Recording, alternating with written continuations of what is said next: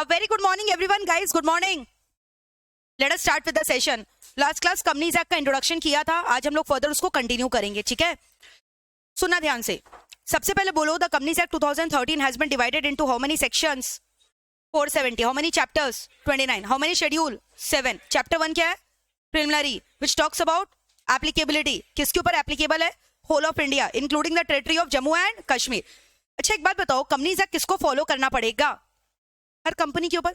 Every company is required to follow companies act. हाँ, हर company, नाम में तो लिखा है द कंपनीज एक्ट 2013. तो कंपनीज एक्ट किसको फॉलो करना पड़ रहा है? कंपनी को. कंपनीज एक्ट किसको फॉलो करना पड़ा बताओ? कंपनी. अभी एक और बच्ची आई है, इसका लॉ में 77 आया, अभी मिलवाएंगे तुमको. इंटर में लॉ में शी हैज स्कोर्ड 77. मेरी स्टूडेंट है सेजल बंसल. टाइटल नहीं पता, सेजल नाम है. कभी कभी हो जाता है ना यार, दूसरा टाइटल दूसरे जन के संग मिल जाता है. I don't remember the title, हो सकता है बंसल ही हो, बट सेजल नाम है. She scored 77 in law. तुम लोग को यहाँ 60 लाने में डर लगता है? बताओ, इंटर की बच्ची 77 लेकर आ रही है. नॉट ओनली दिस, 82 भी आया है लॉ में एक बच्ची का, 88 भी आया है. समझ में आ रहा है? तो तुम बस बिलीव करो, तुमको जो पढ़ाया जा रहा है ना, अपरंपार पढ़ाया जा रहा है, तुम बस फॉलो करके घोल कर बैठ जाओ एग्जाम में, घोल कर पी कर बैठ जाओ, ठीक है? क्या चीज? लॉ को. इधर आओ, क्या पढ़ रहे हैं हम लोग, ध्यान से सुनना. सेक्शन 1 टॉक्स अबाउट क्या? एप्लीकेबिलिटी. लास्ट क्लास भी बताया था. किसके ऊपर एप्लीकेबल है? बोलो, ऑल कंपनीज. किसके ऊपर एप्लीकेबल है बताओ ना? All companies. और किसके ऊपर एप्लीकेबल है? Banking company. बोलो, किसके ऊपर एप्लीकेबल है? और किसके ऊपर एप्लीकेबल है? Insurance company. और किसके ऊपर? इंश्योरेंस. और किसके ऊपर? Electricity company. बोलो, किसके ऊपर? और किसके ऊपर? Company created under special act of parliament. Companies created under क्या? Special act of parliament. Give me one example of companies that is created under special act of parliament.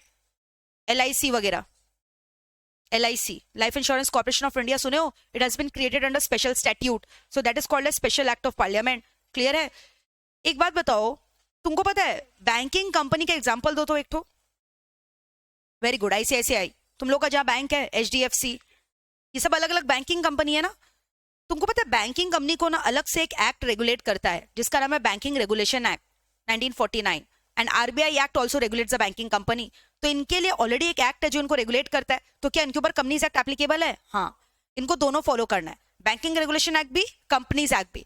But in the event of inconsistency, what is inconsistency? मान लो companies act कुछ और बोल रहा है, banking regulation कुछ और बोल रहा है. अब बेचारा बैंकिंग कंपनी किसको फॉलो करे? इसको तो दोनों को फॉलो करना है. तो यहां बोल दिया गया है banking company is going to follow companies act only to the extent it is not inconsistent with their own respective specific act. दोनों को फॉलो करेगा, लेकिन जहां इनकंसिस्टेंसी है, इनका specific act will prevail over the general act. Companies act general act हो गया ना, और इनका स्पेसिफिक जो सिर्फ बैंकिंग कंपनी को रेगुलेट करता है कौन है? Banking regulation act. तो अगर बैंकिंग रेगुलेशन में और कंपनीज एक्ट में लड़ाई हो गया तो किसका जीत माना जाएगा? बैंकिंग रेगुलेशन एक्ट का. Got it? Same with insurance company. Insurance company को अलग से कौन रेगुलेट कर रहा है? The insurance act and the insurance regulatory development authority of India act. वैसे इलेक्ट्रिसिटी कंपनी को कौन रेगुलेट कर रहा है? Electricity companies act. तो इनको अपना रेस्पेक्टिव एक्ट फॉलो करना और कंपनीज एक्ट भी फॉलो करना है. But in the case of inconsistency, their specific act will prevail over the companies act, which means these three company including this LIC, इसको भी तो अलग से कोई रेगुलेट कर रहा है. सो ये जितने भी कंपनी है जो बैंकिंग हुए, इंश्योरेंस हुए, इलेक्ट्रिसिटी हुए, या company created under special statute, they are going to follow companies act only to the extent it is not inconsistent with their own respective specific act. समझ गए? इसके अलावा कंपनीज एक्ट और किसके ऊपर एप्लीकेबल है? बोलो 2BC, notified by CG. Notified by CG, दो ऐसा बॉडी कॉर्पोरेट है जिसको CG ने नोटिफाई किया है, which is not a company, but still companies act they have to follow. Example of such two body corporates are Food Corporation of India and National Highway Authority of India. सुना होगा इसका नाम, FCI, NHAI, National Highway Authority of India and Food Corporation of India. They are not company, but still Companies Act is applicable on them. Are we through with this? फिर से बोलो, the Companies Act 2013 as per section 1 is applicable on number 1 all company, number 2 banking company, number 3 insurance company, number 4 electricity company, number 5 company created under special act of parliament, and number 6 2 body corporate notified by CG. And as of now, which are the body corporate which CG has notified? FCI and NHAI. FCI का full form Food Corporation of India, NHAI का full form National Highway Authority of India. एक question पूछ रहे हैं, इसका answer देना. क्या companies act non company पे एप्लीकेबल है, ऐसे इंसान के ऊपर, ऐसे बॉडी कॉर्पोरेट के ऊपर जो कंपनी नहीं है। इस companies act applicable on non company. Ma'am कैसा बेकार सा क्वेश्चन पूछ रहे हो, नाम में ही तो लिखा है कंपनीज एक्ट कंपनी को रेगुलेट कर रहा है, तो नॉन कंपनी के ऊपर क्या ये एप्लीकेबल है? अभी तो सेक्शन 1 में तुमने पढ़ा, दो बॉडी कॉर्पोरेट, सीजी जिसको नोटिफाई किया है वो कंपनी नहीं है, बट फिर भी उस पर कंपनीज एक्ट एप्लीकेबल है by virtue of section 1। Yes, it is applicable even on non companies. Example, two body corporate notified by CG. तुमको एफसीआई कंपनी दिख रहा है, it's not a company, it's not a company, but still इसके ऊपर companies act applicable है, क्योंकि ये कहाँ पे लिखा है ये बात? खुद सेक्शन 1 में, जो एप्लीकेबिलिटी के बारे में बात करता है। समझ रहे हो क्या? क्या कंपनीज एक्ट बैंकिंग कंपनी के ऊपर एप्लीकेबल है, but only to the extent it is not inconsistent with banking regulation act. समझ में आ रहा है? बोला भी थ्रू विद दिस और नॉट? क्लियर है? चलो एक क्वेश्चन पूछते हैं, इसका जवाब देना। Is foreign company a company? क्या फॉरेन कंपनी एक कंपनी है? जैसे ये तो वही बात हो गया, हम तुमको पूछे क्या दिव्या अग्रवाल अग्रवाल है, बोलोगे हाँ ऐसा क्या बात करें मैम, दिव्या अग्रवाल लिखा है तो अग्रवाल ही होगी ना। तो फॉरेन कंपनी के नाम में तो कंपनी लिखा है, तो ये कंपनी है कि नहीं है? बोलो, क्या फॉरेन कंपनी कंपनी है? अच्छा, what do you mean by foreign company? हाँ, एग्जांपल दो फॉरेन कंपनी का। क्या क्या ये कंपनी है? You will be shocked to know foreign company is not a company. तुम्हारा सारा मैथ्स को आज ब्रेक करेंगे। क्या बात करें मैम, फॉरेन कंपनी कंपनी नहीं है, नाम में तो लिखा कंपनी है। ये तो वही बात हो गया, दिव्या अग्रवाल अग्रवाल नहीं है। हम तो अग्रवाल है, लेकिन फॉरेन कंपनी कंपनी नहीं है। Foreign company is not a company because it fails to satisfy the definition of company given under the companies act under section 2 clause 20। Company को डिफाइन किया गया, कंपनी को कहां डिफाइन किया गया? Under section 2 clause 20। कंपनी को कहां define किया गया? बोलो ना, सेक्शन 2 क्लॉज 20। क्या बोला है पता है? कंपनी मीन्स, बोलो क्या company means? A company. Company means a company incorporated under this act। बोलो क्या बोला? Company means a company incorporated under this act और under any previous company law। और अंडर क्या बोला बताओ ना? any previous company law। Company means a company incorporated under this act और under any previous company law। Under this act मतलब समझ गए, कंपनीज एक्ट 2013 का बात कर रहे हैं। और अंडर प्रीवियस कंपनी लॉ, इसके पहले कौन सा एक्ट था? Companies act 1956। समझ में आ रहा है? उसके पहले भी था कंपनीज एक्ट 1913, उसके पहले भी और था joint stock companies act 1857। Law change होते रहता है ना। तो आज मान लो रिलायंस, तुमको क्या लगता है 2013 में इनकॉर्पोरेट हुआ? इतना पुराना कंपनी है, वो तो इसके अंदर इनकॉर्पोरेट हुआ होगा। टाटा तो इससे पहले इनकॉर्पोरेट हुआ होगा, टाटा तो और भी पुराना कंपनी है। तो बट हुआ तो कंपनीज एक्ट के अंडर ही इनकॉर्पोरेट है ना, तो उन लोग को कंपनी बोलेंगे। So company means a company which is incorporated under this act और under any previous company law. अभी जैसे तुम बोला फॉरेन कंपनी में मैम जो इंडिया के बाहर इनकॉर्पोरेटेड है, फॉर एग्जांपल एक चीज का आंसर बताओ, नेस्ले। नेस्ले का नाम सुने हो? क्या नेस्ले इंडियन कंपनी है? नेस्ले का चॉकलेट खाए हो कभी? It's a Swiss company. सुना होगा, लोग बोलते स्विट्जरलैंड का चॉकलेट्स बहुत टेस्टी होता है। नेस्ले का मैन्युफैक्चरिंग है बहुत सारा, Swiss company. Its head office is in वीवी स्विट्जरलैंड। नेस्ले का कौन सा कंपनी बताओ? Swiss company. भले तुम मैगी इंडिया में खाते हो, वो मिल रहा है इंडिया में, लेकिन नेस्ले कंपनी जो मेन कंपनी है, हेड ऑफिस उसका कहां पे? स्विट्जरलैंड में। सो कहने से Nestle is a foreign company. India में उसका ब्रांचेस है, या मान लो उसका सब्सिडरी कंपनी है जो इंडिया में ऑपरेट कर रहा है। तो जस्ट बिकॉज नेस्ले अपना एक ब्रांच इंडिया में खोलकर तुमको सामान बेच रहा है, तुम उसके ऊपर इंडिया का कंपनीज एक्ट ठोक दोगे? जस्ट बिकॉज इंडिया में उसको उसका कंज्यूमर दिख रहा है, वो सामान बेच रहा है, तो क्या इंडिया का कंपनीज एक्ट ठोक दोगे उसके ऊपर? वो तो किसका कंपनीज एक्ट फॉलो करेगा? स्विट्जरलैंड का, जहां पे उसका हेड ऑफिस सिचुएटेड है। आर यू अंडरस्टैंडिंग दिस और नॉट? तो कंपनी का मतलब क्या है? जो इंडिया के कंपनीज एक्ट के अंदर इनकॉर्पोरेट हुआ है।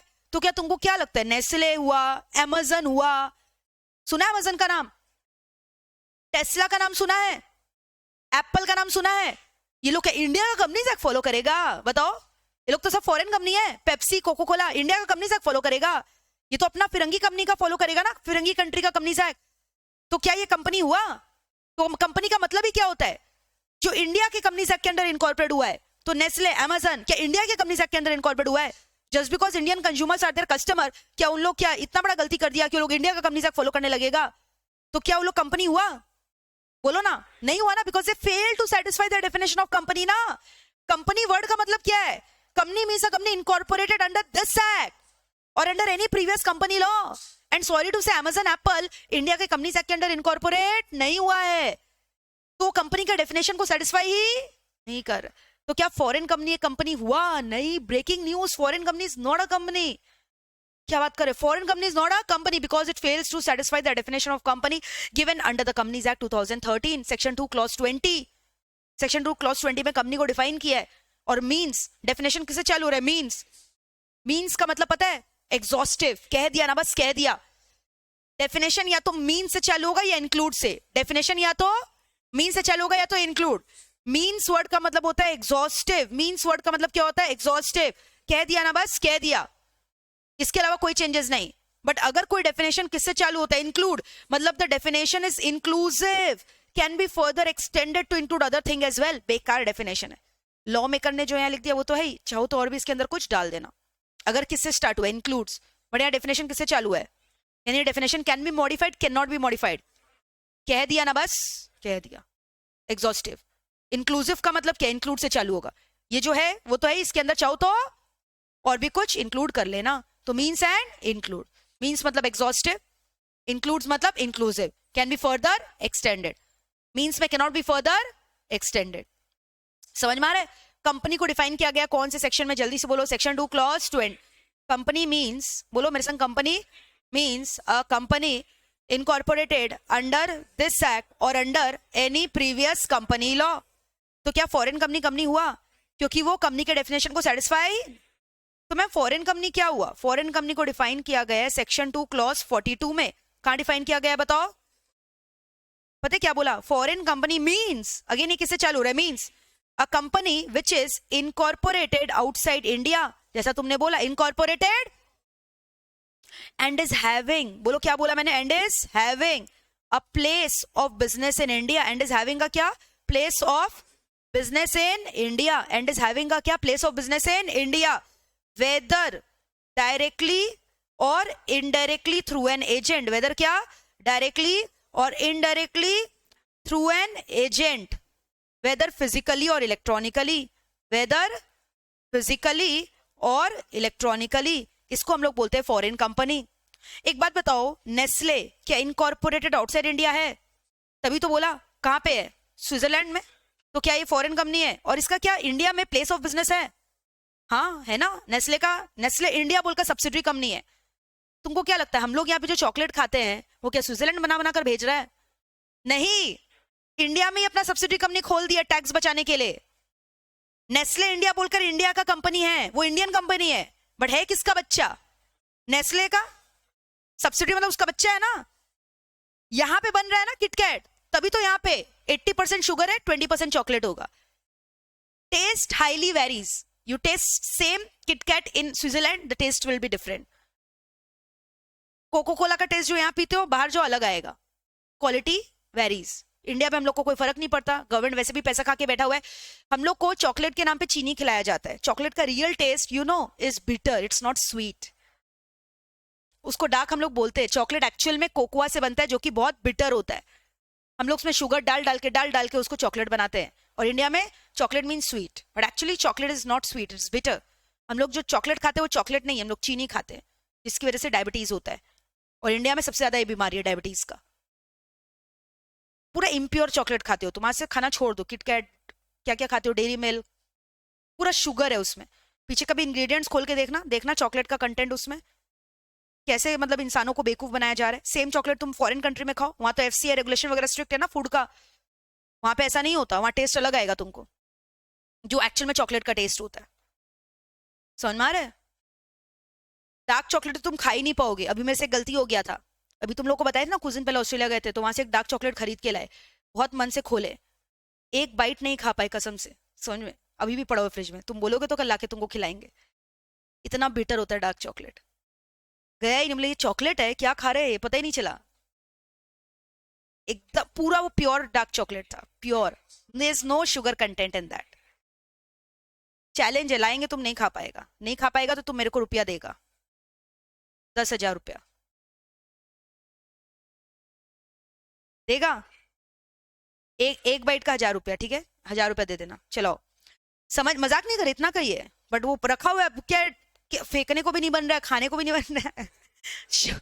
शोपीस में लग रहा है, क्या करे, फंगस लग जाएगा शोपीस में रखेंगे तो।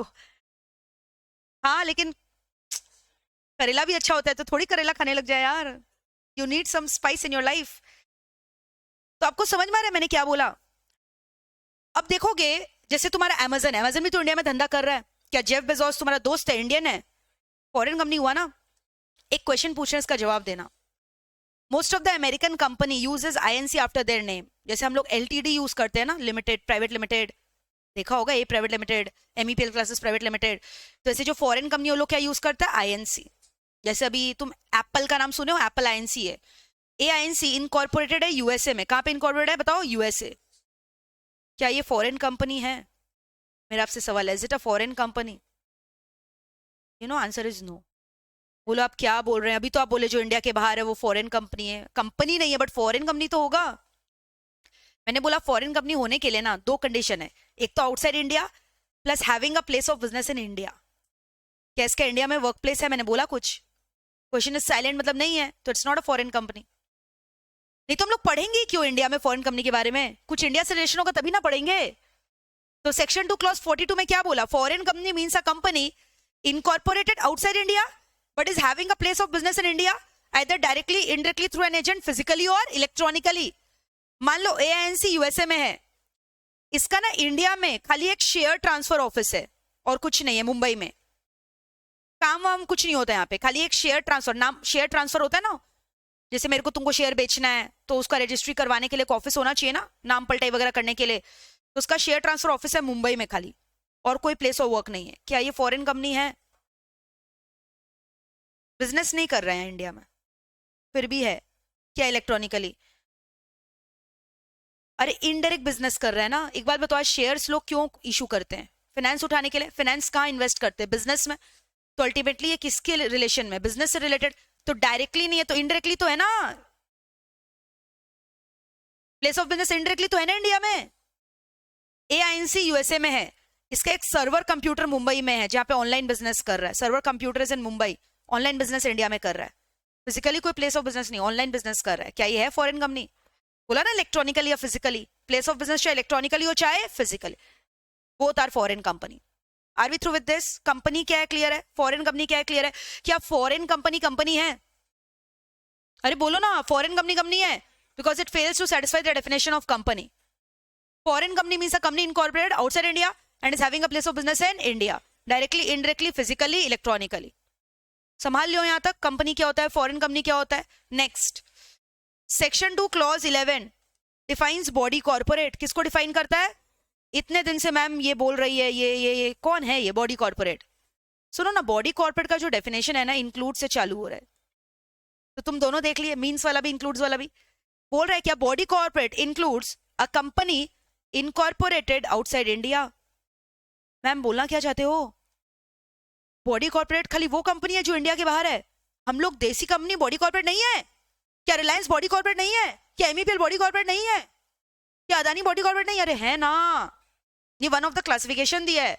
इंक्लूड्स मतलब क्या बोला था? एग्जॉस्टिव नहीं, इंक्लूसिव है। इन लोग बस बोल रहे हैं one of the type is जो फॉरेन में कंपनी होता है वो बॉडी कॉर्पोरेट होता है। मैंने ये तो नहीं बोला Indian company not body corporate. You understanding? For example, मैंने जस्ट एक एग्जाम्पल दिया, human beings includes girls and all the boys got angry. बोला हम लोग आपको नहीं दिख रहे ह्यूमन बींग? हम लोग इंसान नहीं है तो क्या ज़ॉम्बी है क्या? हम लोग का दिल नहीं धड़कता क्या? खाली लड़कियों के अंदर इमोशन है? अरे चिल, मैंने बोला human being include girls. Did I ever से ह्यूमन बींग मीन्स गर्ल्स? तब गलत हो जाता। इंक्लूड मतलब one of the classification. Boys भी ह्यूमन बींग्स है, डोंट टेक इट अदरवाइज। आप भी ह्यूमन बींग्स हो equally, inclusive definition. Now you got it? तो वैसे यहां पे बोला ना इंक्लूड्स, मतलब इंडियन कंपनी भी तो बॉडी कॉर्पोरेट है। मतलब मैम समझ में नहीं आ रही है, डेफिनेशन सही से दिया नहीं है लोग। हाँ नहीं दिया ना, हम बता रहे अब सुनो क्या होता है डेफिनेशन। डेफिनेशन यहाँ जो दिया है इट्स वेग, इट्स नॉट क्लियर। तो बॉडी कॉर्पोरेट वो होता है जो ये सारे फीचर्स को सेटिस्फाई करता है। नंबर 1, सेपरेट लीगल एंटिटी होना चाहिए। क्या होना चाहिए बताओ? Separate legal entity. क्या एमईपीएल का सेपरेट लीगल एंटिटी है? हाँ। तुम लोग आज जब क्लासेस का एडमिशन लेते हो दिव्या अग्रवाल से नहीं लेते हो, भले ही पढ़ते मेरे से हो, लेकिन रजिस्ट्रेशन कहाँ करवा रहे हो? MEPL classes private limited. So Divya Agarwal is a separate entity, MEPL classes is a separate entity. कल को कुछ भी होगा, you can not hold me responsible for anything, MEPL classes. Fees कहाँ दियो, मेरे को नहीं दियो, एमईपीएल क्लासेस। मजाक कर रहे हैं, तुमको जरूरत से ज्यादा मिलता है यहाँ पे, कम नहीं मिलता, समझ में आ रहा है। दूसरा सेपरेट लीगल एंटिटी हो गया। नेक्स्ट फीचर क्या, ध्यान से सुनना, power to sue and be sued in its own name. मतलब एमईपीएल जब केस करेगा दिव्या अग्रवाल के नाम पे करेगा, एमईपीएल क्लासेस खुद अपने एंटिटी पे करेगा, तो स्यू भी कर सकता है और एमईपीएल के ऊपर भी कोई स्यू कर सकता है एमईपीएल के नाम पे। समझ में आ रहा है। प्रॉपर्टी एक्वायर करना है, MEPL can acquire its own property, समझ में आ रहा है। It can buy property, buy hold sell, कुछ भी कर सकता है ना। It can acquire sell hold property whether tangible intangible movable immovable. MEPL अपने नाम पे प्रॉपर्टी खरीद सकता है, लैंड खरीद सकता है, शेयर में इन्वेस्ट कर सकता है, गुडविल खरीद सकता है, टेंजिबल इनटेंजिबल पेटेंट रजिस्टर करवा सकता है अपने नाम पे। समझ में आ रहा है। So it is a power to क्या, enter into the contract in its own name also. Power to क्या, enter into the contract in its own name. Power to sue and be sued in its own name. Power to acquire, hold, dispose of property, tangible, intangible, movable, immovable in its own name. Perpetual succession मतलब क्या, continuity enjoy करता है ना, member में come, member may go, member may die, but MEPL as an legal entity shall continue its existence forever unless it is wound up by the process of the law. जब तक company का winding up नहीं कर दोगे, company का artificial जन्म होता है ना, कि नेचुरल बर्थ होता है लाइक ह्यूमन बीइंग, और कंपनी को मारना भी तो आर्टिफिशियल ही है, बट इंसान का तो नेचुरल बर्थ होता है, नेचुरल डेथ होता है। समझ में आ रहा है। तो अगर मान लो कोई कंपनी का डायरेक्टर या मेंबर मर गया, तो क्या कंपनी भी मर जाता है क्या, कंपनी तो चलेगा ना। विच मीन्स क्या, परपेचुइटी इंजॉय करता है, कंटिन्यूटी इंजॉय करता है, मेंबर में come, member may go, but company shall go forever unless it is being wound up, जब तक उसका तुम वाइंडिंग अप ना कर दो as per the provision of the law. तो that is called as perpetual succession. Perpetual मतलब समझ गए, कंटिन्यूटी। कंपनी को मार सकते हो क्या, मेंबर मर जाएगा लेकिन कंपनी तो चलेगा ना। सो मेंबर एंजॉयज क्या, perpetual succession whose continuity existence is not affected by the death, exit, lunacy of any of the member। कोई मेंबर पागल हो गया, कुछ हो गया, कंपनी तो चलेगा ही ना। Are you getting this or not? फिर क्या बोल रहा है, right to use common seal. क्या बोल रहा है बताओ, राइट टू यूज। एक बात बताओ, कंपनी तो आर्टिफिशियल पर्सन है, क्या खुद से सिग्नेचर कर सकता है, कंपनी साइन कर सकता है, अपने हाथ पैर है कंपनी का, तो कंपनी के बिहाफ में उसका आर्टिफिशियल सिग्नेचर क्या है, कंपनी का स्टैम्प, कॉमन सील, स्टैम्प, थप्पा। पहले क्या होता था, under old companies act common seal use करना मैंडेटरी था, बट तुम्हारे जैसे बेरुपिया लोग तुरंत कॉमन सील को क्या कर सकते हैं बताओ, फॉर्ज कर सकते हैं। कोई भी मेरे कंपनी का कॉमन सील बनाकर स्टैम्प मार देगा, तो क्या वो एविडेंस हो गया एमईपीएल इशू किया है, नहीं। तो इसलिए अभी बोल दिया ऑप्शन हो गया, राइट मतलब this an option being given to you which you may or may not exercise. अभी कॉमन सील यूज करना मैंडेटरी नहीं है, क्योंकि आज मान लो कंपनी कोई भी डॉक्यूमेंट इशू किया, उसमें कंपनी का कॉमन सील के संग पता है क्या रहेगा, डायरेक्टर का सिग्नेचर, 2 डायरेक्टर का सिग्नेचर रहना चाहिए, जिसमें से एक एमडी होगा, अगर कंपनी में एमडी है तो एमडी मतलब मैनेजिंग डायरेक्टर। खाली कॉमन सील से कोई ऑथेंटिकेशन नहीं होगा डॉक्यूमेंट का, document has to be authenticated by common seal plus signature of at least 2 directors of the company. तो कॉमन सील अभी कंपल्सरी, बहुत बार एग्जाम में आता है, क्या कॉमन सील मैंडेटरी है, नहीं। कॉमन सील कंपनी यूज करेगा कि नहीं वो उसका चॉइस है, it's a right being given, not an obligation. There is a difference between right and duty. For example, it is my duty to teach you, it's your right to attend the class, is it so.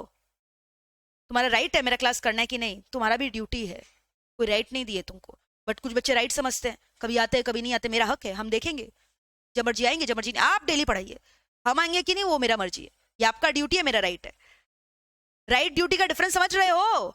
Right मतलब क्या, choice है, तुमको करना नहीं करना, duty मतलब you are bound to do that.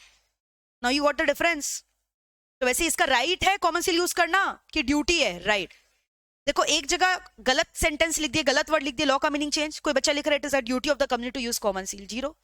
Duty मतलब तो तुमने मैंडेट कर दिया ना, कंपल्सरी कर दिया। राइट मतलब क्या है, optional, choice being given which you may or may not exercise. तो बॉडी कॉर्पोरेट का एक्चुअल मीनिंग ये है। तो क्या एमईपीएल का सेपरेट लीगल एंटिटी है, परपेचुअल सक्सेशन है, कॉन्ट्रैक्ट में एंटर कर सकता है अपने नाम पे, प्रॉपर्टी खरीद सकता है अपने नाम पे, बेच सकता है अपने नाम पे, स्यू कर सकता है तुमको अपने नाम पे, बोलो कॉमन सील यूज कर सकता है, हाँ। So it's a body corporate. Similarly क्या अमेजन बॉडी कॉर्पोरेट है, अमेजन कंपनी जेफ बेजोस का, बट क्या वो कंपनी है, it's a foreign company. Are you understanding the difference. चलो 1-2 क्वेश्चन पूछ रहे हैं, आप जवाब देना। पहचान कौन, आपको बताना है ये कंपनी है, yes or no, foreign company है, yes or no, body corporate है क्या, यस और नो, क्या इसके ऊपर कंपनीज एक्ट एप्लीकेबल है कि नहीं है? Yes or no, is companies act applicable or not? चलो let us start with our own company, प्यारा प्यारा MEPL क्लासेस। बोलो, कंपनी है, foreign company, body corporate, companies act applicable, very good. Next, मोटा भाई इंस्पिरेशन कंपनी है, Reliance company है, अरे हाँ।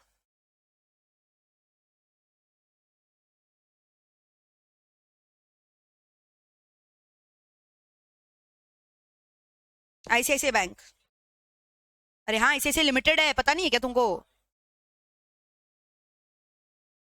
कंपनीज एक्ट फॉलो करेगा but only to the extent it is not inconsistent with their own specific banking regulation act 1949 and RBI act 1934। Is it okay? तुम देख रहे हो तुम्हारे सामने ना बेयर एक्ट बैठा हुआ है, बेयर एक्ट। तुमको कोई बुक, कुछ लॉ भी नहीं खोलने का दरकार है। कोई भी दिक्कत है ऐसे बटन टिप तो निकल जाएगा यहाँ से लॉ का प्रोविजन। चलो आगे बढ़ो। नेक्स्ट,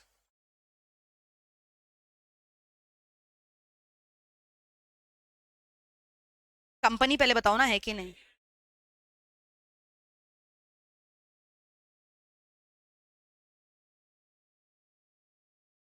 तुम लोग कंपनीज एक्ट एप्लीकेबिलिटी पढ़ा ना, क्या वहां लिखा था फॉरेन कंपनी पर अप्लाई करता है? ऑल कंपनीज बोला था ना, तो फॉरेन कंपनी तो कंपनी ही नहीं। क्लियर है? फुल फॉर्म बताओ, चालू हो जाओ।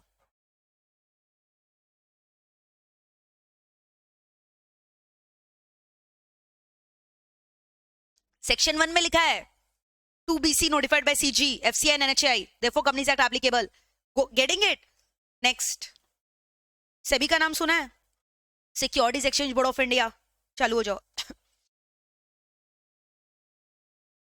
Very good, it's a regulatory body, correct. Yes, separate legal entity है ना सेबी का। जबरदस्त, संभाल ले रहे हो ना, ये सब आएगा तो। क्लैरिटी आ रहा है तो?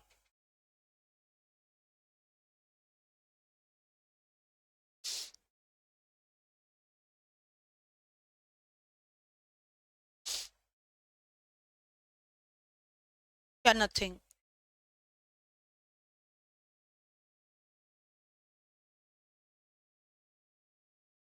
अरे बॉडी कॉर्पोरेट तो होगा ना भाई, फॉरेन कंपनी नहीं है क्योंकि प्लेस ऑफ बिजनेस इंडिया में नहीं है, but artificial person legal entity तो है ही। ओके, ध्यान से देखना।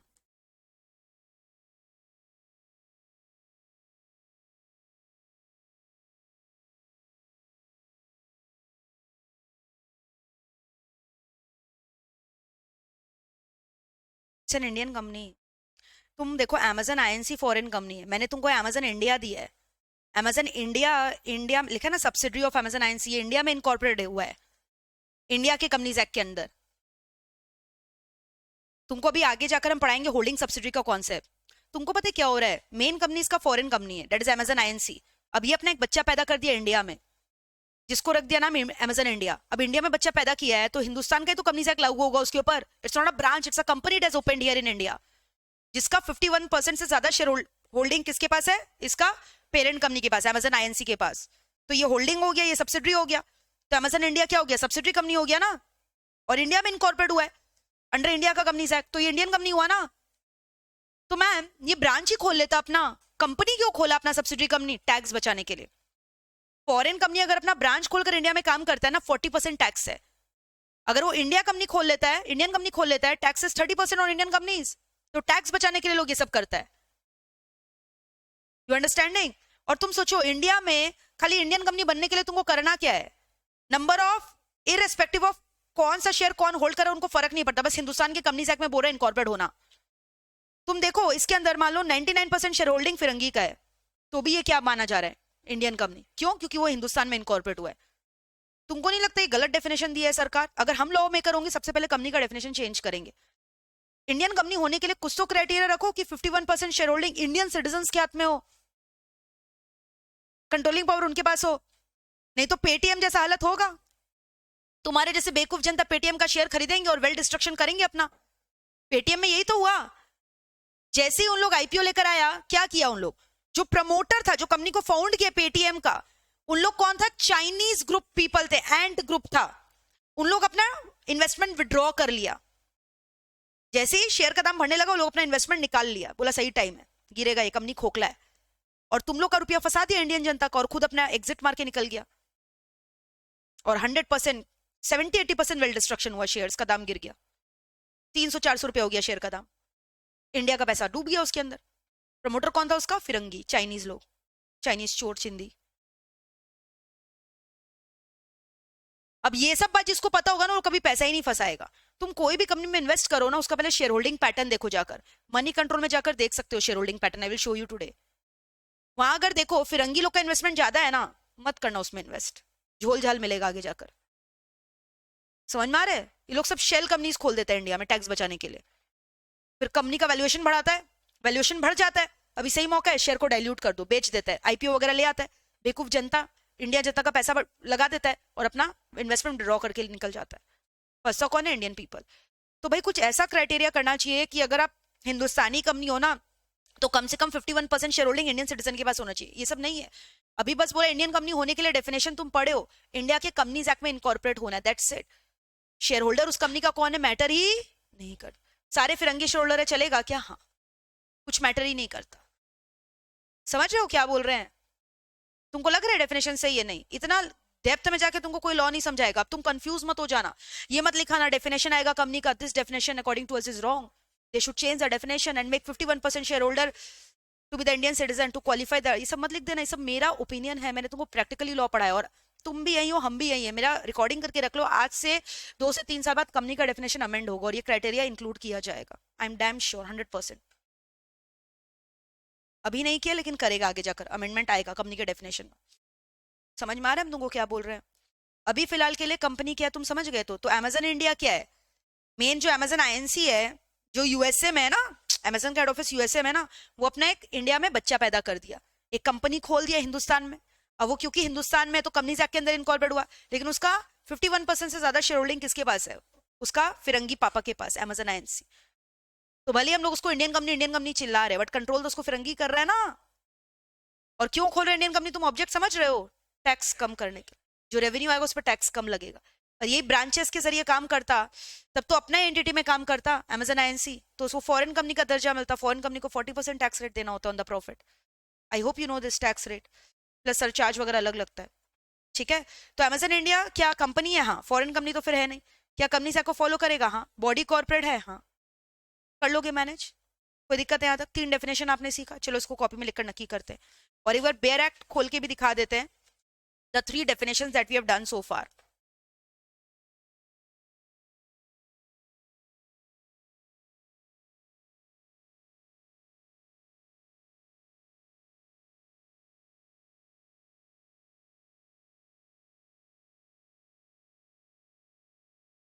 देखो कंपनीज एक्ट में जाओगे, गए, अब कहाँ जाओगे? डेफिनेशन। आज तुम लोगों ने क्या किया? 11 किया ना, बॉडी कॉर्पोरेट पढ़ो। It includes a company incorporated, क्या? बट डज नॉट इंक्लूड्स, किसको इंक्लूड नहीं करेगा? कोऑपरेटिव सोसाइटी को इंक्लूड नहीं करेगा, या एनी अदर बॉडी कॉर्पोरेट जो सीजी नोटिफाई करेगा इसके बिहाफ में। ठीक है, नेक्स्ट बताओ क्या पढ़ा? सेक्शन 2 क्लॉज पढ़ो, कंपनी का definition. Company means a company incorporate under this act और अंडर एनी प्रीवियस कंपनी। और क्या पढ़ा?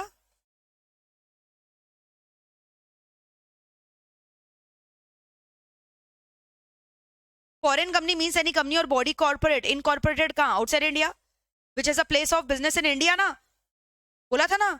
वेदर क्या? बाय इटसेल्फ और through an agent, directly indirectly बोला था ना, थ्रू एन एजेंट, फिजिकली और इलेक्ट्रॉनिक। क्लियर है? चलो लिखना स्टार्ट करो।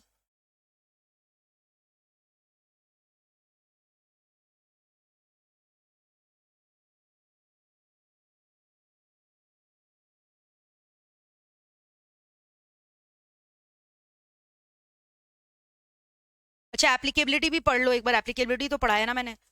एप्लीकेबिलिटी कौन सा सेक्शन में? 1 पढ़ो। Short title extend commencement application बोला था, एक्ट में भी कॉल्ड एज क्या? Companies act. एक्सटेंड्स टू क्या? Whole of India. Came into force on such date at CG by notification notifies notification click करोगे तो डेट वगैरह वहां पे आ जाएगा, ठीक है। दिख रहा है तुमको यहाँ पे नोटिफाइड डेट ऑफ सेक्शन 12/9/2013। बोलो सितंबर ना, 12 सितंबर 2013। 2013 में ही आया ना, रूल्स कब नोटिफाई हुआ? 2014 में। अच्छा आगे देखो, it shall apply to whom, number 1 companies incorporated under this act, मतलब ऑल कंपनी। नंबर 2 क्या बोला? Insurance company. लेकिन so far the provision is not inconsistent with the provision of the insurance act या insurance regulatory development authority act बोला था ना ये। Banking company except it is inconsistent with क्या? Banking regulation act 1949, या companies engage in electricity company not inconsistent with electricity act 2003। दिख रहा है ये सब? अरे बोलो। या फिर companies created under special act of parliament बोला था, या फिर such body corporate notified by CG, बोला था ना body corporate notified by CG.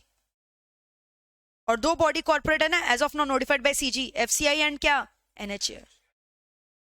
चलो लिख लो।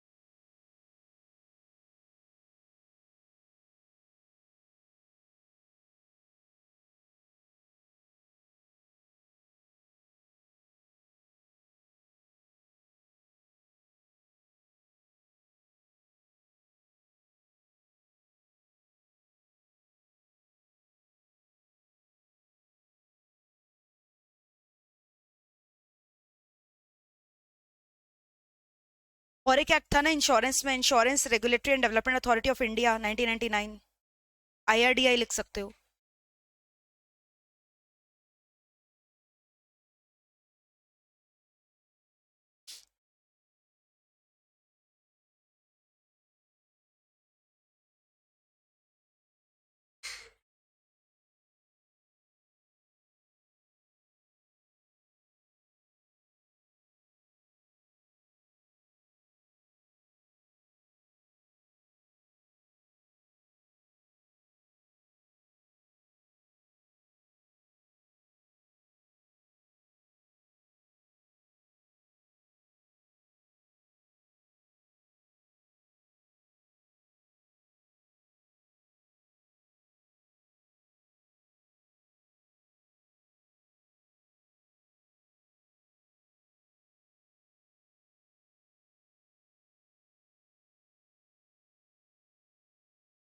Body corporate notified by central government ना। सीजी कौन होता है? जो कि क्या क्या है?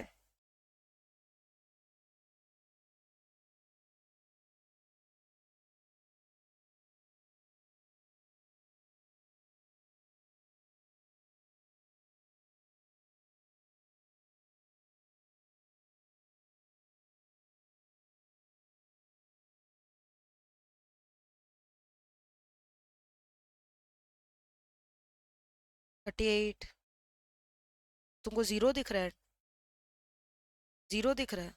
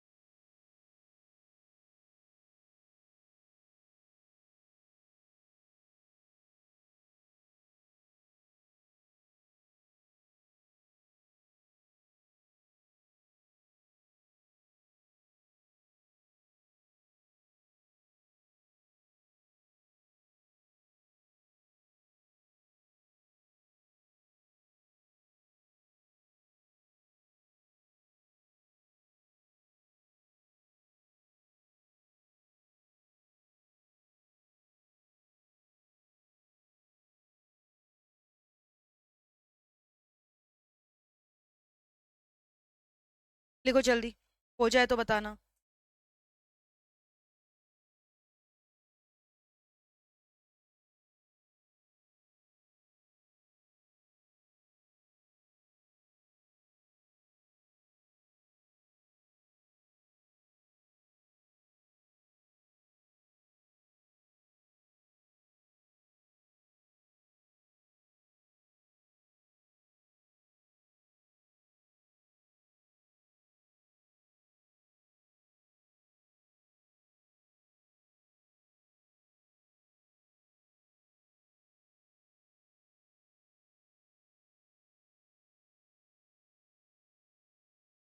14 का भी मैसेज आया है, देखो।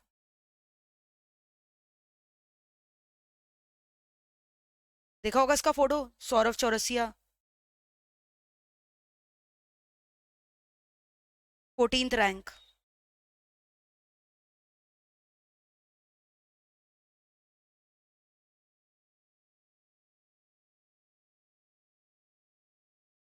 एयर 1। एयर 1। देख लो इसका फोटो, एयर 1 का। और देखो इंटरव्यू के लिए बोल रहे हैं, 1 बजे इंटरव्यू ले लीजिए मेरा, अभी लेंगे इसका इंटरव्यू तुम लोग का सेशन के बाद। कोलकाता नहीं आ पा रहा है ये, तो उसका ऑनलाइन इंटरव्यू लेंगे। इसका फर्स्ट डिजिट रैंक आया ना। सब्जेक्ट का नाम लिखा है, तुम लोग देख रहे होगा क्या लिखा है ना वो। You made it a cake walk for me. Cake walk subject का नाम लिखा है, मतलब जो मैंने पढ़ाया उसको सब्जेक्ट उसकी। और सुबह से, मतलब अभी भी हम खोलेंगे, देखो बहुत सारा मैसेजेस अनरीड ही रहेगा। इतना सारा मैसेजेस आ रहा है ना सुबह से, मतलब पास हो गए, रैंक आया है। You just flooded, I have been flooded with messages since morning the results came out। आए जा रहा है, आए जा रहा है, आए जा रहा है। तब इसको बोलते हैं कमाई। उससे हो ना तुम लोग, मैम कितना पैसा है? ये पैसा है मेरे लिए, ये मेरा सेटिस्फैक्शन है और कुछ नहीं। सुबह से देखो नॉन स्टॉप आए जा रहा है, आए जा रहा है। और सुबह सुबह तो मतलब 2 बच्चे यहाँ पे बैठा हुआ था, हम जब आए इंस्टीट्यूट 8:30 बजे, रसगुल्ला लेकर। 93 आया एक का, OMSM में। लॉ में 88। चलो आगे करो। हो गया क्या यहाँ तक? फुल फॉर्म लिखो तो FCA और NHI का।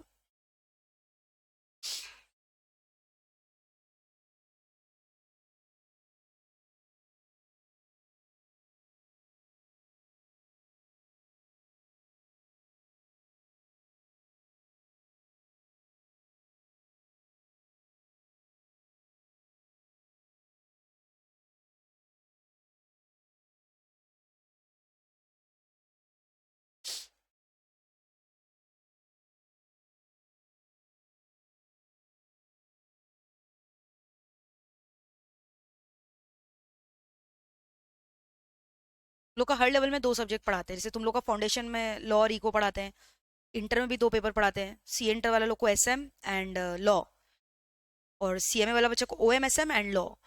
वैसे फाइनल में भी 2 पेपर पढ़ाते हैं, लॉ एसपीएमबीवी। वैसे हर में 2 2 लेवल है। बट हाँ, सीएस भी एन एक्सेप्शन, क्योंकि वहाँ तो पूरा ही लॉ ही है ना, 500 मार्क्स तो पूरा लॉ ही पढ़ाते हैं। 5 पेपर है लॉ का, 500 मार्क्स लॉ। तुम लोग का सीए फाइनल की सीएमए फाइनल? सीए फाइनल में तो लॉ हट ही गया है ना, उसमें तो वो कर दिया ना एमसीक्यू, टिक्की टिक्की। तो वो देखो, हम चाहे तो हम अपना क्लासेस बेच सकते हैं, बट मेरे को लगता है I'm exploiting my student. MCQ आ रहा है, वो भी तो गूगल से सब चेक करके आंसर भर देता है, ऑनलाइन टेस्ट होता है घर बैठे। उसके लिए कुछ लोग लेक्चर बेचते हैं, मेरा जो स्टूडेंट है मैं फ्री में दे देती हूँ लेक्चर, तुम ऐसे ही कर लो, you don't buy any lectures of mine, क्योंकि it's just that you are being commercial by selling your lecture, क्योंकि वो तो एमसीक्यू है ना। हाँ, खाली लॉ का सेल्फ पेस्ड मॉड्यूल हो गया ना तुम लोग का। कॉस्टिंग का भी हुए वैसे ही होता है, तुम लोग का पेपर कम कर दिया है ना फाइनल्स में, सीए फाइनल में। Only for CA final, not for the other courses, बाकी तो सबका डिस्क्रिप्टिव होता है बाकी कोर्सेज में। हाँ, लॉ फाइनल में एमसीक्यू है, तो उसमें अब, अरे घर बैठे ऑनलाइन होता है, अब तुम बगल में गूगल खोल के करते हो और चीटिंग करके कर देते हो आंसर। तो उसके लिए अब सब वैसे ही करते हो, उसके लिए क्या ही क्लास बेचकर पैसा कमाए जबरदस्ती का, तो चीटिंग हो गया ना। कुछ लोग ऐसा करते हैं हालांकि मार्केट में, बट मेरे को पता नहीं ये एथिकली करेक्ट नहीं लगता। तो कोई बच्चा अगर मेरे को रीच आउट करता है ना, मैम क्लासेस दे दीजिए, तो हम उसको ऐसे ही अलॉट कर देते हैं फ्री में, तुम भाई मेरा लेक्चर देख लो। क्योंकि तुम सोचो तुम्हारे सीए फाइनल में लॉ है, सीएस एग्जीक्यूटिव में वही सेम लॉ हम पढ़ाते हैं, फाइनल तो तुम्हारे दूर का बात है। सीएस में तो लॉ ही है ना सब कुछ, तो वो तो एग्जीक्यूटिव लेवल में ही पढ़ा देते, तो मेरे तो क्लासेस ऐसे ही पढ़ा हुआ है इतना सारा। तो हम लोग को वो उसमें भी वो लोग का सारा चैप्टर नहीं है, तुम लोग का सीए फाइनल में थोड़ा बहुत है बस, तो उसी में से बोल देते फ्री में कर लो, ज्यादा पैसा है तो दे दो, क्या करेंगे उसमें अलग से। मतलब अनएथिकल हो गया यार, कि कोई एमसीक्यू के लिए तुमसे पैसा ले रहा है खाली लॉ पढ़ाने के लिए, वो भी नहीं। 100 रुपया 99 रुपया लेकर अपना इज्जत क्यों गिराना है, मेरे को अजीब है। अच्छा भी बोलता है, हम 99 रुपया लेके अपना लेक्चर क्यों बेचेंगे, फ्री में नहीं देंगे तुमको उससे अच्छा।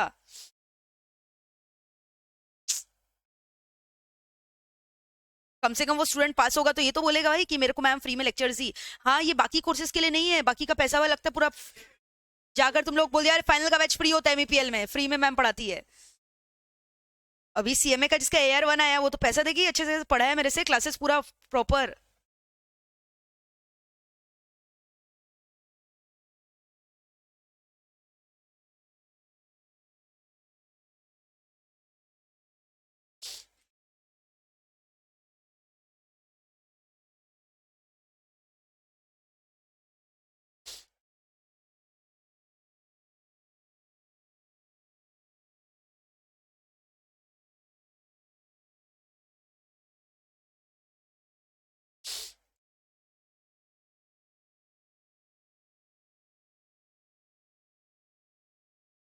डेफिनेशन में आप चेंजेस मत कर देना कुछ भी।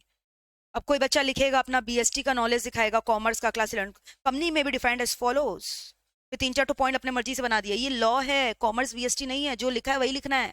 कंपनी मीन्स मतलब मीन्स, तुम ऐसे लिखोगे company is defined as follows, zero मिलेगा, कंपनी इंक्लूड जीरो। कहाँ मीन है कहाँ इंक्लूड, मैंने आपको बताया ना। So highlight the word mean here.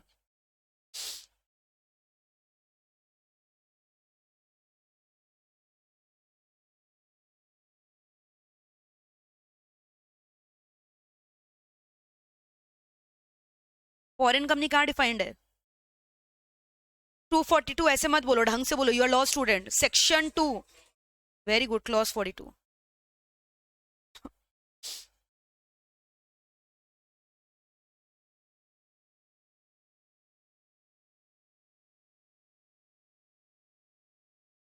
हम सीओ डॉट लिखेंगे, मेरे को हैबिट है शॉर्ट में लिखने का, एग्जाम में तुम कंपनी पूरा लिख कर आओगे, और अभी भी पूरा लिखोगे कंपनी। सीओ डॉट मतलब मेरा क्या है, कंपनी। तुम लोग को पूरा लिखना है, सीओ डॉट मत लिख देना एग्जाम में।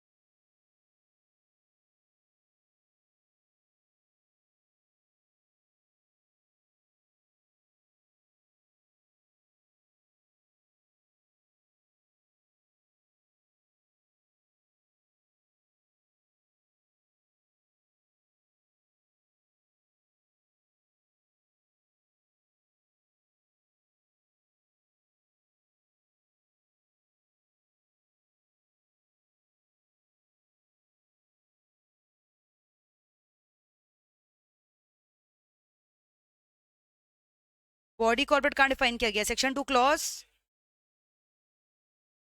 किससे चालू हो रहा है? इंक्लूड्स।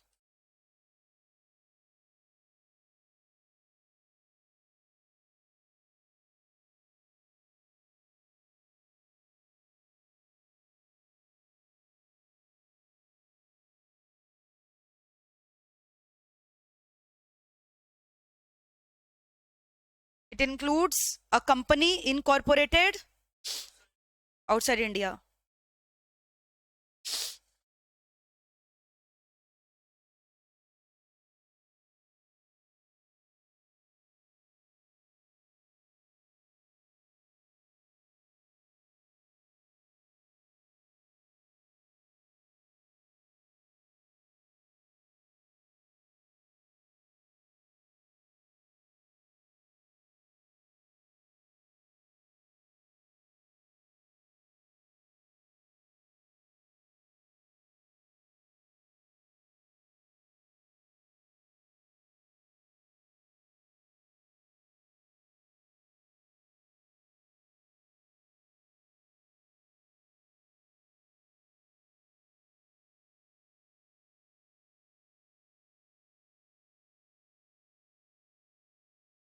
तुम लोग को एक और एक्सपीरियंस बताते हैं। आज सुबह एक लड़की आई थी जिसका क्लियर हो गया सीएम इंटर। तो बोली मम्मी आपसे बात करेगी। तो आई वॉज रिलक्टेंट कि क्या बात करेंगे, लेकिन फिर बात की है मम्मी से वीडियो कॉल में। बोले नहीं, वो इसलिए मम्मी भेजी है आपसे वीडियो कॉल में बात करवाने। तो मैंने फ़ोन उठाया। Before I could say anything, तुमने कबीर का दोहा सुना है? गुरु गोविंद दो खड़े काके लागू पाए, बलिहारी गुरु आपने गोविंद, वो बोलना स्टार्ट कर दी। और इतनी मतलब सोचो उम्र में बड़ी है और फिर बोल रही है, मतलब मेरे को समझ में ही नहीं आया। And she started crying literally. और वो फोन काट दी बस ये बोलकर। बोली बस मैम आपको बहुत महादेव तरक्की दे, मतलब मेरे को शी वॉज ब्लेसिंग मी कि महादेव आपको बहुत तरक्की दे, आप बहुत और सक्सेसफुल बनो। आपने मेरी बेटी को जो है क्लियर करवा दिया। और इसके वाले हम कुछ अपना आभार व्यक्त करते। शी वॉज सो इमोशनल कि उन्होंने लाइन ही काट दिया उन्होंने। तो मैंने बोला अरे बात तो करो। बोले मम्मी बहुत इमोशनल है, वो अब बात नहीं कर पाएंगी। और तो मतलब तुम सोचो ये सब ऐसा फीलिंग होता है ना, विच इवन मनी के not by you, you understanding. मतलब ये अलग चीज है, बहुत बहुत बड़ा बात है मेरे लिए ये चीज। मेरे बहुत सारे स्टूडेंट मेरे को ये सब चीज बोले हैं, लेकिन अगर पेरेंट आपको ऐसा बोल रहा है और इतना अच्छा ब्लेसिंग्स दे रहा है, आई वाज फीलिंग क्या मेरे को मेरी मम्मी जो है ब्लेसिंग्स दे रही है बैठकर। इतना अच्छा अच्छा बातें उन्होंने बोला। और before I could have reacted, she just cut the phone immediately. She got so emotional. और मैं उसको कैप्चर भी नहीं कर पाई ना, क्योंकि I wanted to record that moment. अब पता नहीं कैमरा लगा ऑफिस में, if I could from the camera rewind करके अगर वो मेरे को कैप्चर हो जाए, सुनाई देगा कि नहीं, आई डोंट नो। तुमको एक चीज और बताते हैं, अंदर का बात स्पीकर ऑन रहता है कैमरा में, तुम लोग का बात भी हम सुनते रहते हैं। समझ में आ रहा है? देखना, बता दिए तुम लोग को बस ऐसे ही। तो अगर उसमें अब रिकॉर्ड हुआ होगा तो हम चेक करेंगे अपना टीम से। खाली तुम लोग के लिए नहीं, मतलब बाकी जन भी तो काम वगैरह करता है ना, तो बीच बीच में थोड़ा सा टेस्टिंग करते रहना पड़ता है ना। अच्छा अब यहाँ पे लिखो एक चीज, कंपनीज एक्ट डिफाइन कर पाए क्या प्रॉपरली? इंक्लूड्स को यहाँ हाईलाइट करना।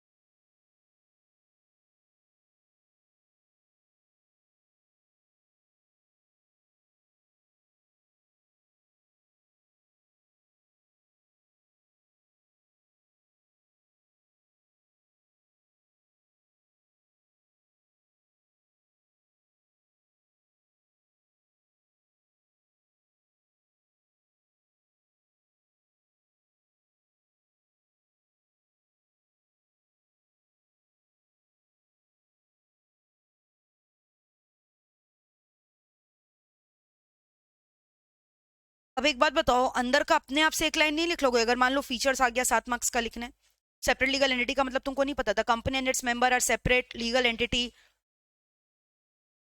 इंजॉयज क्या? Perpetual succession. परपेचुअल सक्सेशन का मतलब क्या समझाया था? कंटिन्यूटी बस ये लिख कर रहोगे। The existence of the company shall not get affected by the death, exit, lunacy of any of the members of the company. The company shall go on unless it is wound up as per the provisions of the law. फिर right to use common seal लिखोगे कि सिर्फ common seal लिखोगे? Right to use, right to मतलब क्या हुआ? It's an option being given to the company which it may or may not exercise. Common seal means a artificial signature of the company, a common stamp.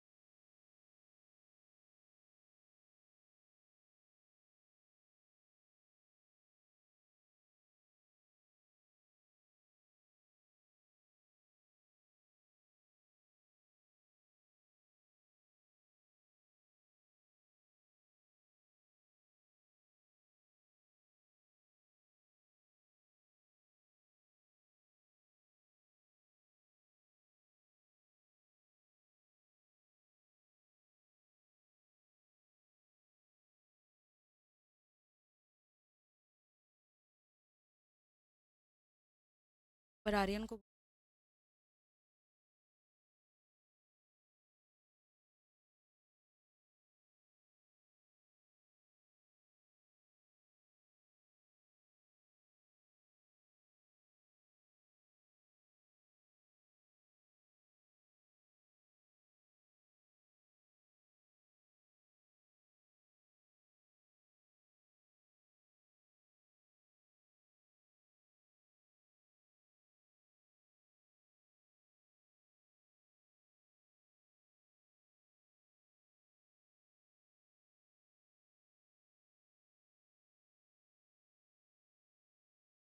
और एक क्या था बताओ?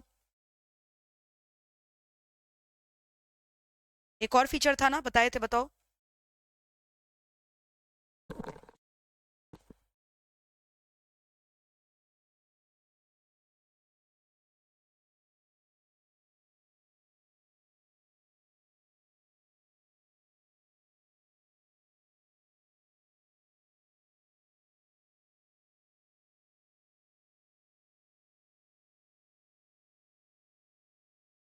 क्या था और है कि नहीं?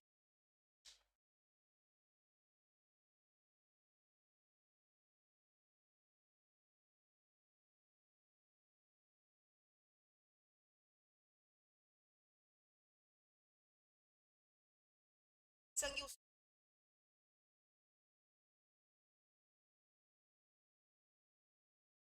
चलो बताओ।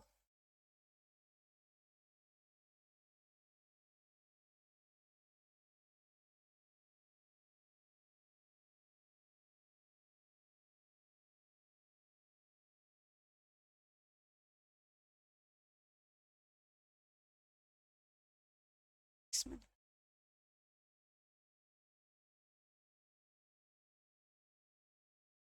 हो गया क्या यहाँ तक?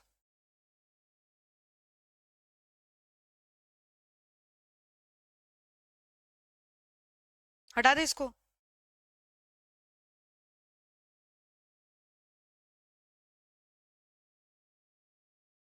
हटा दे। चलो एक टेबल बनाओगे और आइडेंटिफाई करोगे।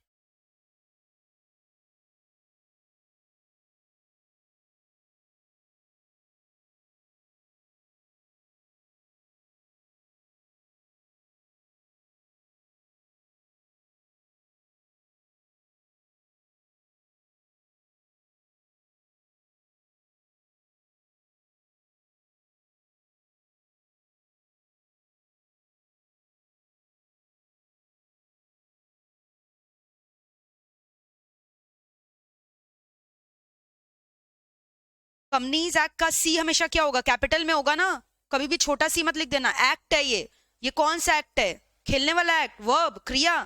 एक्ट मतलब लॉ है, ये स्टैट्यूट है, ये वो वाला एक्ट नहीं है एसीटी जो तुम लोग एक्टिंग करते हो, verb, doing verbs. This not a verb, this a noun, act, क्रिया। क्रिया है नहीं, स्टैट्यूट है ये, वर्ब नहीं है ये। तो ए का एक्ट हमेशा क्या होगा, कैपिटल। सी का कंपनीज हमेशा क्या होगा, capital.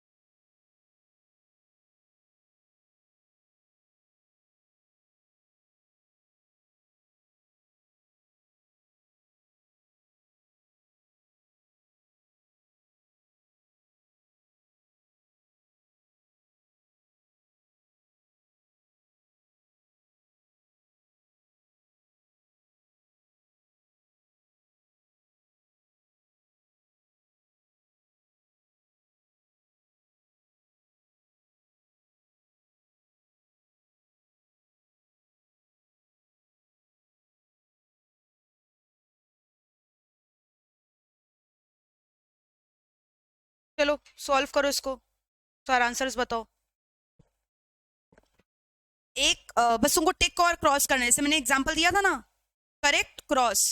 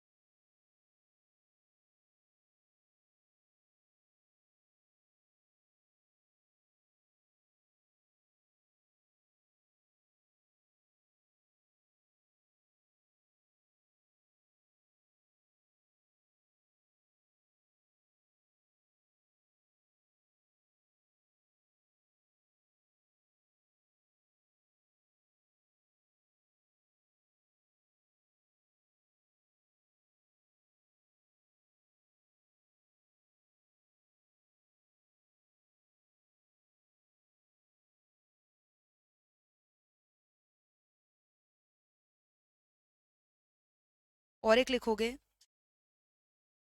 amazon India subsidiary of amazon inc। क्या हुआ,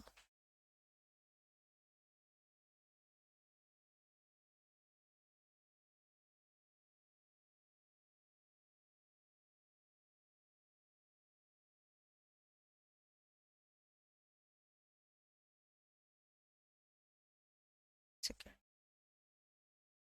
बैठा के रखो, ये लो इससे बात करो।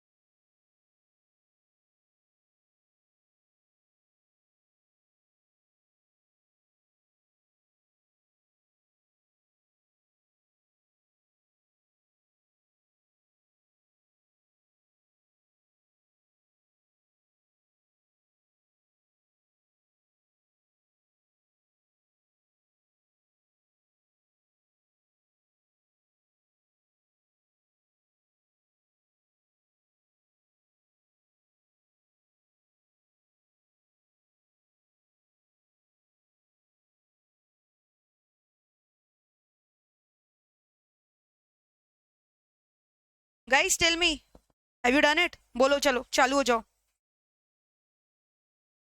हाँ, नो, हाँ, हाँ, हाँ, ना, हाँ, हाँ, ना, हाँ, क्या ना?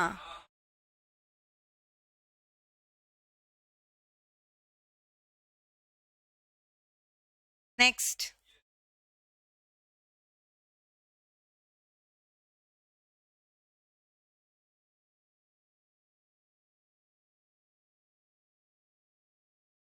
क्योंकि it's a BC notified by CG, no?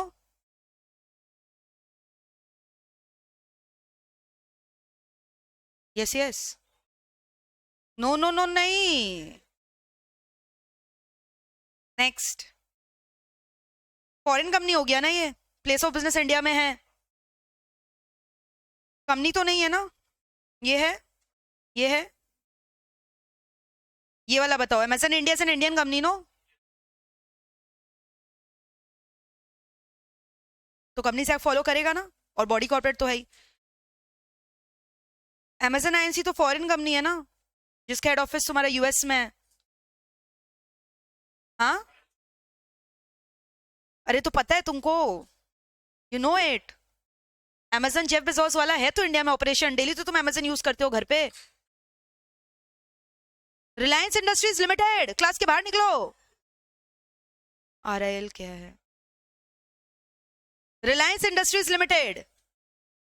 Companies act जो है ना, रिलायंस के बिना अधूरा है।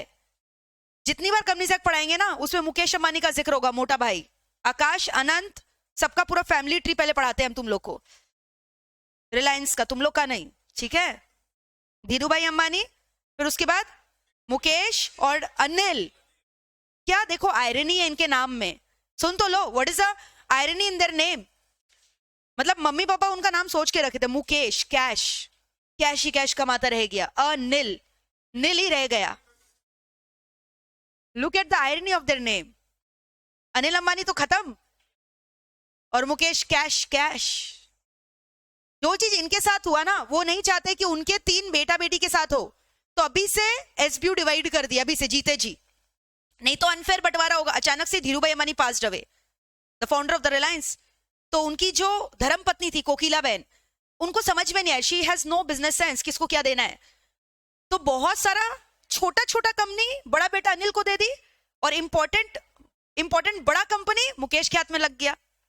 Number of companies were greater in the hands of Anil, but it they were all unprofitable units, छोटा छोटा दे दी, लॉस में चला गया। और उसके 1-2 कंपनी आया, लेकिन बड़ा बड़ा अच्छा चीज दे दिया उसको, फ्लरिश हो रहा है मुकेश, अनिल नील रह गया। अब वो नहीं चाहता ये चीज रिपीट हो, हिस्ट्री रिपीट्स इटसेल्फ, तो इसलिए अभी जीते जी देखो तीनों प्रॉफिट मेकिंग सॉलिड एसबीयू को डिवाइड कर दिया, किसी में कमी नहीं है। तुम चाहे पेट्रोलियम बात कर लो, टेक्सटाइल का बात कर लो, रिटेल का बात कर लो, या जियो का बात कर लो। जियो किसके हाथ में है? आकाश। Anand is looking into petrochemical, retail is in the hands of Isha Ambani, and all of the 3 are profit making unit, SBU, solid SBU है तीनों का तीनों। और तीनों का एमडी खुद बनकर बैठा हुआ है, चेयरमैन खुद है। तीनों को मैनेज कौन करे? मैनेजिंग डायरेक्टर कौन है? उसका पापा जी, ठीक है, Mukesh Ambani. Are you understanding? तो ऐसे ही तुम्हारे भी घर में बोल दो कि भाई जो देना है अभी दे दीजिए, आप समझ में आ रहा है? निकाल तुम जाके पूछा क्या घर में डायरेक्टर वगैरह के लिए, बोला कि नहीं बोला? नहीं बोला, क्यों नहीं बोला, बोलो। अच्छा, शेयर होल्डिंग भी पता चल सकता है। तुम देखे होगे एमसीए में एक ऐसे ताला लगा हुआ, एडवांस सर्च बोलकर। वो ताला खोलने के लिए तिजोरी में पैसा डालना पड़ेगा। तो उसमें ये भी पता चल जाएगा कौन शेयर होल्डर है, किसके पास कितना शेयर होल्डिंग है, एवरीथिंग। क्योंकि ये सब पब्लिक डॉक्यूमेंट, ज्यादा नहीं, nominal fees. All these are public document ना, which you can obtain from ROC. तुमको बोला मैंने, क्लास खत्म हो गया, बैग पैक करने लग गया। क्वेश्चन लिखो नेक्स्ट।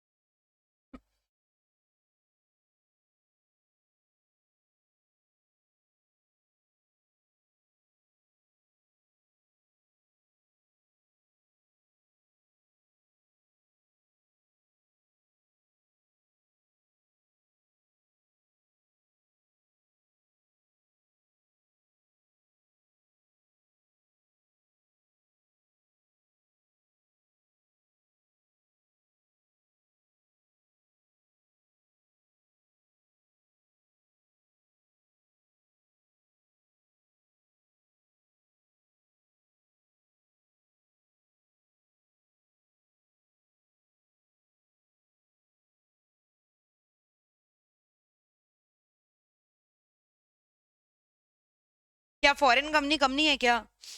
क्योंकि वो किसको सेटिस्फाई नहीं कर पाया? क्या उसके ऊपर कंपनीज एक्ट एप्लीकेबल होगा?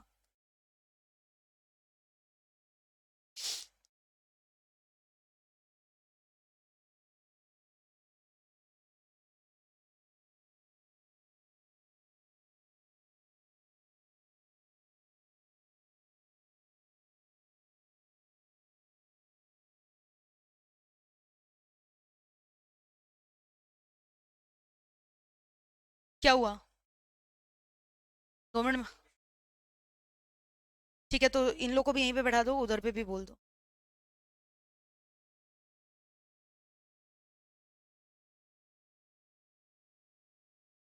Last point for the day guys.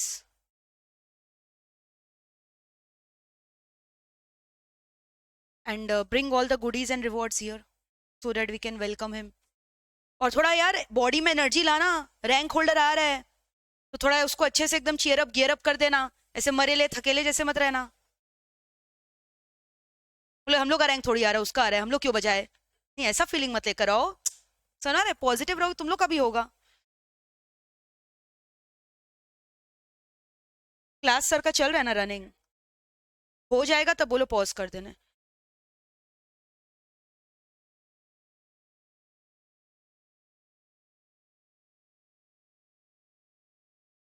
और बाहर रहो, उसको एकम्पनी करने के लिए नीचे बैठाना। When I call then only bring him. पता चला ऐसे ही घुस गया क्लास में। वो एक क्रेज रहता है ना, वो क्रेज खत्म हो जाएगा।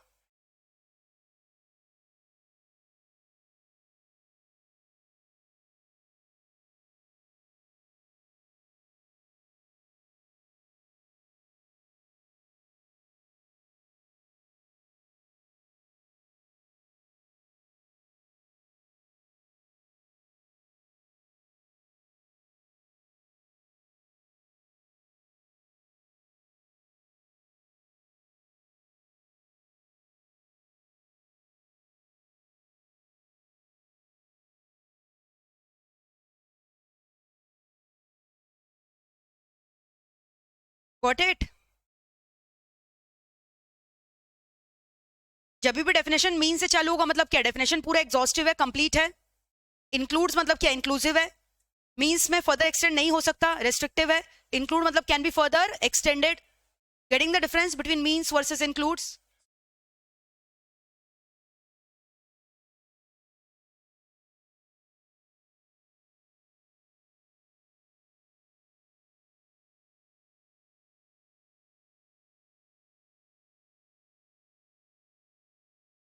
बोलो एक बार।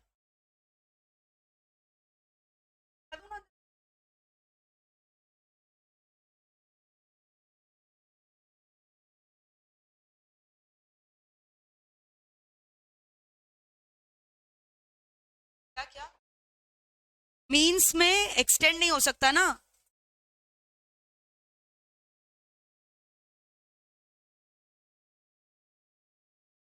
तो बैठ जाओ ना, रैंक होल्डर आएगा उसको थोड़ा चीयर अप गियर अप कर देना। हाँ गुड आफ्टरनून। या यार वन आया है, डू यू नो और नॉट?